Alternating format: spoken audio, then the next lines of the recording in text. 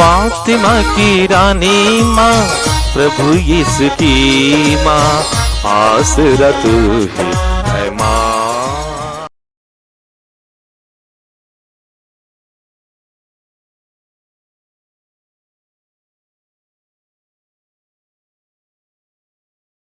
पहला पाठ निर्गमन ग्रंथ, अध्याय 16, पद संख्याएं 1 से 5, 9 से 15 तक। इस्राएली एलीम से आगे बढ़े। मिस्र देश से निकलने के बाद दूसरे महीने के 15वें दिन इस्राएलियों का सारा समुदाय एलीम और सीनै के बीच सीन नामक मरुभूमि पहुंचा। इस्राएलियों का सारा समुदाय मरुभूमि में मूसा और हारून के विरुद्ध भुनभुनाने लगा। इस्राएलियों ने उनसे कहा, हम जिस समय मिस्र में मांस की हड्डियों के सामने बैठते थे और इच्छा भर रोटी खाते थे, यदि हम उस समय प्रभु के हाथ पर गए होते तो कितना अच्छा होता। आप हमको इस मरुभूमि में इसलिए ले आए हैं कि हम सब के सब भूखों मर जाएं। प्रभु ने मूसा से कहा, मैं तुम लोगों के लिए आकाश से रोटी बरसाऊंगा। लोग बाहर निकलकर प्रतिदिन एक एक दिन का भोजन बटोर लिया करेंगे। मैं इस तरह उनकी परीक्षा लूँगा और देखूँगा कि वे मेरी संहिता का पालन करते हैं या नहीं। छठे दिन उन्हें दूसरे दिनों की अपेक्षा दुगनी रोटी बटोर कर तैयार करनी चाहिए। मूसा और हारून ने इस्राएलियों के सारे समुदाय को संबोधित करते हुए कहा, आज शाम को तुम लोग जानोगे कि प्रभु ही तुम लोगों को मिस्र से निकाल लाया, और कल सुबह तुम प्रभु की महिमा देखोगे, क्योंकि प्रभु अपने विरुद्ध तुम्हारी शिकायतें सुन चुका है। हम कौन होते हैं जो तुम हमारे विरुद्ध भुनभुनाते हो? मूसा ने कहा, प्रभु आज शाम को तुम्हें खाने के लिए मांस देगा और कल सुबह इच्छा भर रोटी, क्योंकि प्रभु अपने विरुद्ध तुम्हारा भुनभुनाना सुन चुका है। हम कौन होते हैं? तुम लोगों ने हमारे विरुद्ध नहीं बल्कि प्रभु के विरुद्ध भुनभुनाया है। मूसा ने हारून से कहा, इस्राएलियों के सारे समुदाय को यह आदेश दो, प्रभु के सामने उपस्थित हो, क्योंकि वह तुम्हारा भुनभुनाना सुन चुका है। जब हारून इस्राएलियों को संबोधित कर रहा था तो उन्होंने मुड़कर मरुभूमि की ओर देखा और प्रभु की महिमा बादल के रूप में उन्हें दिखाई दी। प्रभु ने मूसा से कहा, मैं इस्राएलियों का भुनभुनाना सुन चुका हूँ। तुम उनसे यह कहना, शाम को तुम लोग मांस खा सकोगे और सुबह इच्छा भर रोटी। तब तुम जान जाओगे कि मैं प्रभु तुम लोगों का ईश्वर हूँ।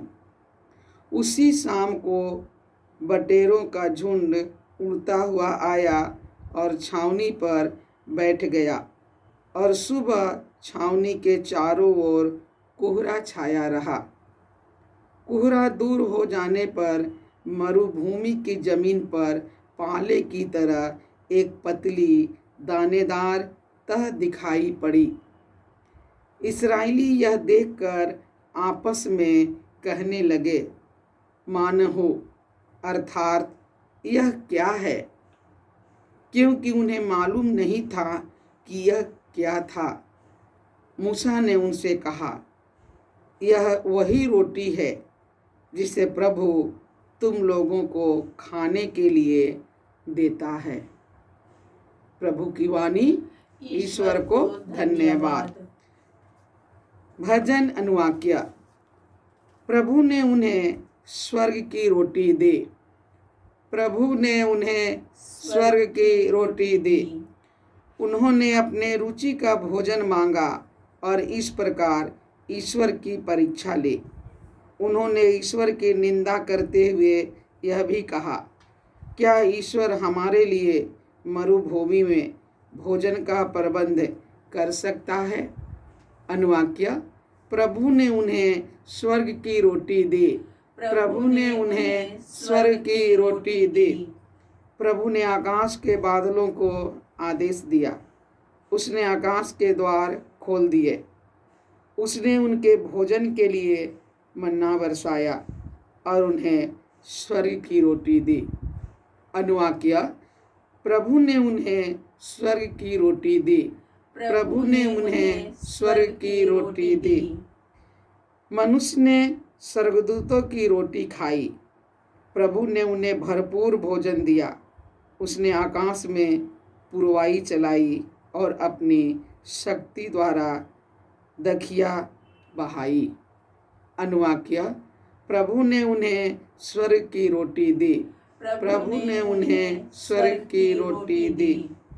उसने धूल की तरह उन पर मांस बरसाया और उनके शिविर के बीचों बीच तथा उसके तंबुओं के चारों ओर समुद्र की रेत की तरह पक्षियों को गिराया। अनुवाक्य। प्रभु ने उन्हें स्वर्ग की रोटी दी। प्रभु ने उन्हें स्वर्ग की रोटी दी। जय घोष। हालेलुया। बीज ईश्वर का वचन है और बोने वाले हैं मसीह। जो उन्हें पाता है वह अनंत काल तक जीता रहेगा। हालेलुया। प्रभु आप लोगों के साथ हो और आपकी आत्मा के साथ। संतमती के अनुसार प्रभु यीशु ख्रिस्त का पवित्र सुसमाचार। हे प्रभु तेरी महिमा हो। अध्याय 13 पद संख्याएं 1 से 9। यीशु किसी दिन घर से निकलकर समुद्र के किनारे जा बैठे। उनके पास इतनी बड़ी भीड़ इकट्ठी हो गई कि वह नाव पर चढ़कर बैठ गए और सारी भीड़ तट पर बनी रही। वह दृष्टांतों द्वारा बहुत सी बातें समझाने लगे। उन्होंने कहा, सुनो, कोई बोने वाला बीज बोने निकला। बोते बोते कुछ बीज रास्ते के किनारे गिरे और आकाश के पक्षियों ने आकर उन्हें चुंग लिया। कुछ बीज पथरीली भूमि पर गिरे, जहाँ उन्हें अधिक मिट्टी नहीं मिली या जल्दी उग गए, क्योंकि उनकी मिट्टी गहरी नहीं थी। सूरज चढ़ने पर वे झुलस गए और जड़ न होने के कारण सूख गए।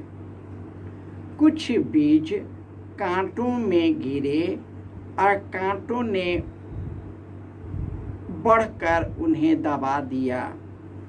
कुछ बीज अच्छी भूमि पर गिरे और फल लाए, कुछ 100 गुना, कुछ 60 गुना और कुछ 30 गुना। जिसके सुनने के कान हो वह सुन ले। यह प्रभु का सुसमाचार है। हे क्रिस्त तेरी स्तुति हो। ख्रिस्त में प्यारे भाइयों और बहनों, मनुष्य अधैर्य प्राणी है। कुछ भी थोड़ा भी दुख आने पर वह घबरा जाता है और अपने परिस्थितियों को कोसने लगता है, एक दूसरे को कोसने लगता है, अपने ही जीवन को कोसते कोसते अपने जीवन को दुखी बना लेता है। यही बात इस्राएलियों को हुआ जब वे मिस्र देश से निकलकर कनान देश की यात्रा में थे, तो उनमें से बहुत सारे इस्राएली मूसा और हारून के विरुद्ध भुनभुनाने लगे और उसने कहा, आप मुझे क्या मरने के लिए लाए हैं? और यह इस तरह कई तरह से शिकायत और भुनभुनाने लगे। यही स्वभाव हर एक मनुष्य की है, अपने परिस्थितियों को स्वीकार नहीं करता। वह अपने भाग्य को लेकर कोसता जाता है, परंतु उसे जो करना चाहिए वह करता नहीं। वह निराश यूं ही पड़ा रहता है और पड़े रह करके वह पागल हो जाता है। वह इतना टूट जाता है कि वह अपने आपे से बाहर हो जाता है। वह कई प्रकार के बंधनों में, कुकर्मों में और शैतानी कुकर्मों में फंस जाता है और इस तरह वे शिकायत और भुनभुनाने लगे। मनुष्य जब तक शिकायत और न भुनभुनाए उन्हें चैन नहीं होता।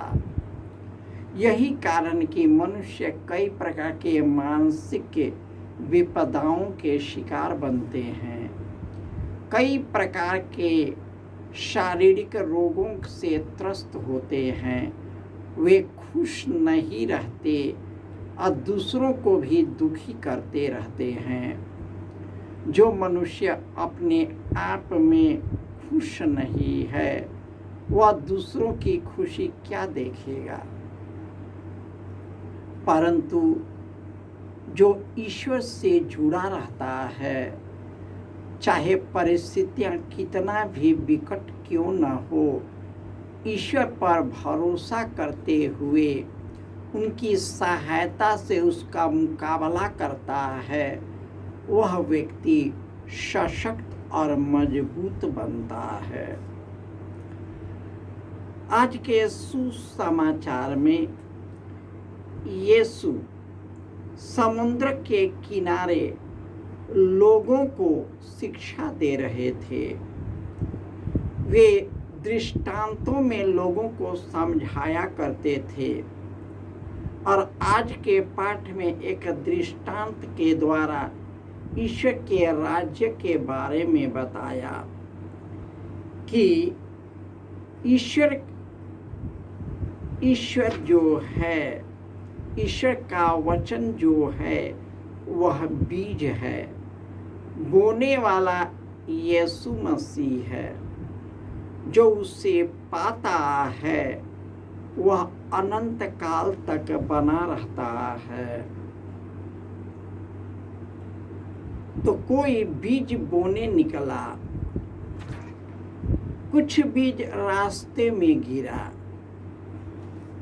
हमारे जीवन के चौराहे में जब विपत्तियां आती हैं, विपत्तियां हमें कुचल देता है, मेरा विश्वास मर जाता है, वह बीज भी मर जाता है।